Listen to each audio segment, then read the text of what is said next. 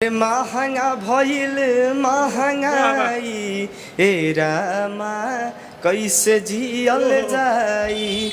महंगा भइल महंगाई ए रामा कैसे जियल जाई। कैसे जियल जाई रामा कैसे जियल जाई। लागता कि रोटी दाल छिनाई ए रामा कैसे जियल जाई। डीजल पेट्रोल के हम भाव का बताई। सरसों के तेल अब देता जी भरी गाई। लागता कि रोटी दाल छिनाई ए रामा कैसे। इतना महंगा डीजल किसने कराया हो। इतना महंगा डीजल किसने कराया। दिन भर सोचता रहूं सौ से पारी से किसने कराया। दिन भर सोचता रहूं। ना है पैसा ना है नौकरी ना है दाना पानी। तुमको क्या मालूम है मोदी कैसी है परेशानी। इतना महंगा डीजल किसने कराया। दिन भर सोचता रहूं। बच्चों के शिक्षा भी तुमने ले डाली।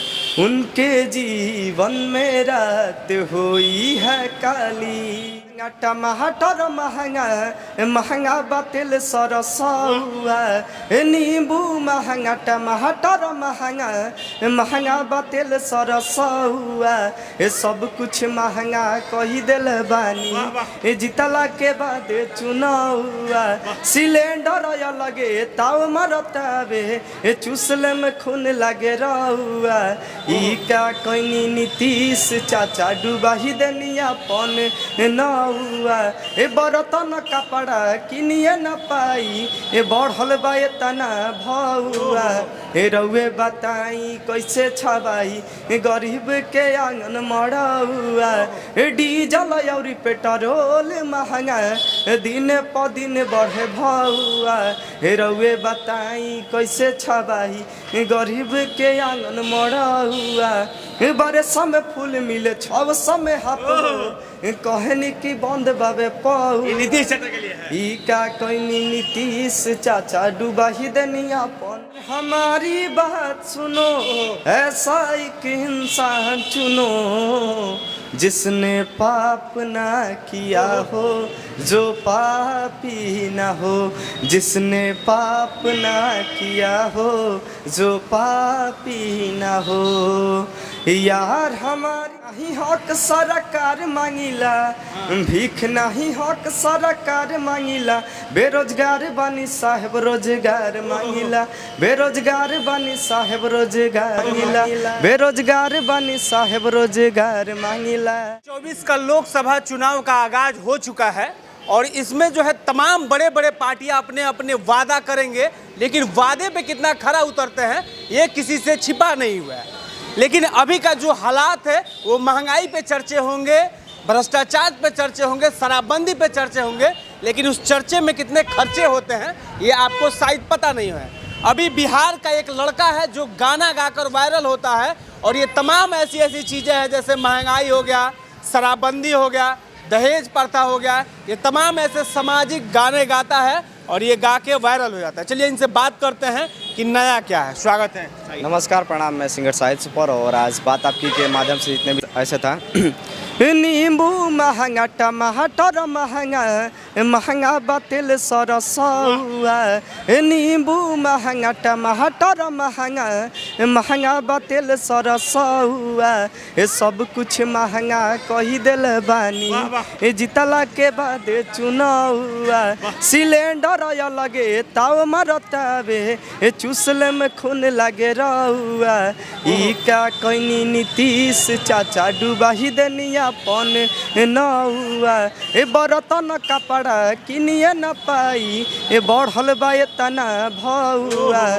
रउए बताई कैसे छबाई गरीब के आंगन मड़ौआ डीजल और पेट्रोल महंगा दिन प दिन बढ़े भौआ रउए बताई कैसे छबाई गरीब के आंगन मड़ौआ बारह में फूल मिले 600 में हाथ कहनी की बंद बाबे पौ नीतीश चाचा के लिए है। ई का कहनी नीतीश चाचा डूबा ही दनियापन हो इतना महंगा डीजल किसने कराया हो इतना महंगा डीजल किसने कराया दिन भर सोचता रहूं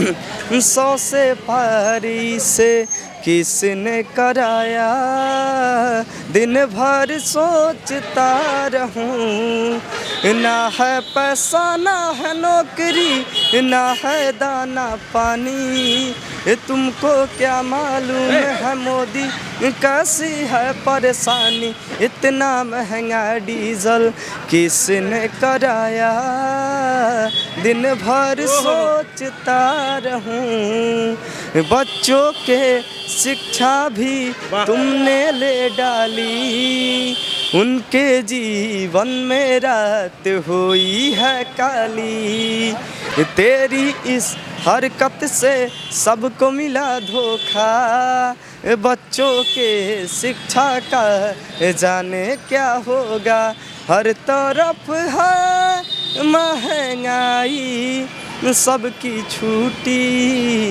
है पढ़ाई पढ़े लिखे इन बच्चों को क्यों लेते हैं कुर्बानी तुमको क्या मालूम है मोदी कैसी है परेशानी इतना महंगा डीजल किसने कराया दिन भर सोचता ये गाना था। देखिए ये जो सवाल है एक गरीब जो गांव का लड़का है वो मोदी जी से सवाल कर रहा है कि आपने जो है हर तरफ जो है महंगाई कर दिया है और इस महंगाई के वजह से घरों में कैसे नून पानी चलता है एक आदमी आदमी का कैसे रोजी रोटी चलता है ये आप पे डिपेंड करता है क्योंकि नींबू महंगा डीजल महंगा पेट्रोल महंगा राशन महंगा हर एक चीज़ महंगा हो गया है जिसको लेकर परेशान होकर उसके बच्चे की पढ़ाई भी छूट गई है ना पढ़ाई पे और क्या एक ऐसे गाना चुनाव पे है आइल चुनाव के मेला नेता घर घर घूमेला बाद में नहीं हो पूछेला नेता घर घर घूमेला झूठा झूठा वादा करेला नेता घर घर घूमेला वोट मिलल अपना पूछेला नेता घर घर घूमेला और एक और भी है इसी पे चैता है चैत का धुन है क्या अरे महंगा भइल महंगाई ए रामा कैसे जियल जाई महंगा भइल महंगाई ए रामा कैसे जियल जाई कैसे जियल जाई रामा कैसे जियल जाई लागता कि रोटी दाल छिनाई ए रामा कैसे जियल जाई डीजल पेट्रोल के हम भाव का बताई सरसों के तेल अब देता जी भरी गाई लागता कि रोटी दाल छिनाई ए रामा कैसे जियल जाई महंगा भइल महंगाई ए रामा कैसे जियल जाई यही गाना है सब। देखिए ये जो गाने हैं ये आम लड़का का है जो महंगा भइल महंगाई ये ड्रामा कैसे जियल जाई इस सवाल एगो आम लड़का के बा एगो आम किसान के बा जौन की मोदी जी से और राम जी के जोड़ के सवाल पूछा था कुछ और है हाँ। अरे भीख नहीं हक सरकार मांगिला भीख नहीं हक सरकार मांगिला बेरोजगार बनी साहेब रोजगार मांगिला बेरोजगार बनी साहेब रोजगार मांगिला दोनों हाथ जोड़ बार बार मांगिला, दोनों हाथ जोड़ बार बार मांगिला, बेरोजगार बानी साहेब रोजगार मांगिला, बेरोजगार बानी साहेब रोजगार मांगिला। नेता सब झूठा झूठा करे लालो वादा, नेता सब झूठा झूठा करे लालो वादा, कहे लालो सुन रोजगार मिली ज्यादा। सब झूठा झूठा करे लालो वादा, कहे लालो सुन रोजगार मिली ज्यादा। नून नहीं पैसा ना उधार मांगिला, नून नहीं पैसा ना उधार मांगिला, बेरोजगार बानी साहेब रोजगार मांगिला, बेरोजगार बानी साहेब रोजगार मांगिला। ये गाना है। ये तमाम वो राजनीतिक गाने जिसे एक युवक जो है बेरोजगार है, वो तमाम सत्ताधारियों से ये सवाल कर रहा है, ये पूछ रहा है कि बेरोजगार है, हमको रोजगार चाहिए।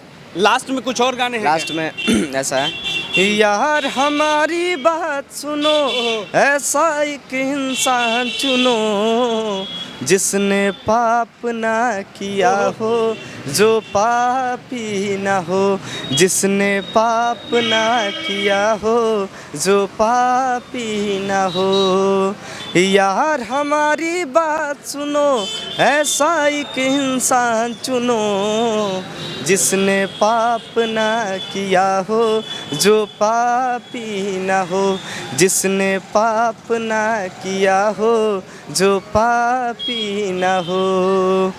कोई है चालाक आदमी, कोई सीधा साधा, कोई है चालाक आदमी, कोई सीधा साधा, हम में से हर एक है पापी, थोड़ा कोई ज़्यादा।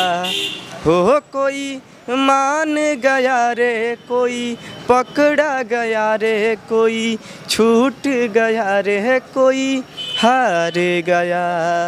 यार हमारी बात सुनो, ऐसा एक इंसान चुनो, जिसने पाप ना किया हो, जो पापी ना हो। यही गाना। देखिए, पूरे हिंदुस्तान में लोकसभा चुनाव अभी चल रहा है और पूरे चुनाव में जो है बड़े बड़े नेता लोग आएंगे, बड़े बड़े वादे करेंगे, लेकिन वादे के बाद जो है हर बार जो है जनता ठगी जाती है। क्या इस बार भी ठगी जाएगी? ये सवाल आप ज़रूर पूछिएगा, जो ये युवक जो है अपने गाने के माध्यम से वो सारा चीज़ पूछा। अभी आप देख सकते हैं, हम एक भाई साहब का ठेला है और इस ठेले पे सेब, अनार, तमाम वो फल यहाँ पे बिक रहे हैं। जो पहले सस्ता हुआ करता था, आज थोड़ा महंगा हो गया है ना। महंगा, सब चीज़ पे महंगाई हुआ, सब चीज़ पे महंगा। अभी केला का अगर हम जिक्र कर ले तो वही केला पहले 10 रुपया 12 रुपया दर्जन मिलता था, आज कितने में ये बेच रहे हैं? कितने में बेच रहे हैं केला? 60 रुपये। 60 रुपया में एक दर्जन आपको केला, जो पहले 10 से 20 रुपया में। अनार कितना बेच रहे हैं? 100 रुपये। अनार 100 रुपया में बिक रहे हैं। तो इसी से आप अंदाज़ा लगा सकते हैं कि वाकई में महंगाई बढ़ी है। और रोजगार के नाम पे बड़े बड़े लोग जो हैं, बड़े बड़े नेता हैं, आके कहेंगे कि हम 1 करोड़ रोजगार देंगे, हम 2 करोड़ रोजगार देंगे, लेकिन रोजगार देने के नाम पे युवाओं को ठगा जाता है, अपने अपने जनता को ठगा जाता है। हम लोग गाना बनाते हैं जो समाज में चलने वाला रहता है, और जो भी साफ सुथरा हमारा गाना रहता है मेरे चैनल पे साहिद सुपर पे आता रहता है। बाकी इस तरह के गाने आपको सुनना है तो चले जाइए इनके चैनल साहिद सुपर इंटरटेनमेंट पे जाके, इस तरह के आपको गाने बहुत सारे मिलेंगे। बाकी आप इस वीडियो के बारे में क्या सोचते हैं, अपना राय जरूर दीजिएगा।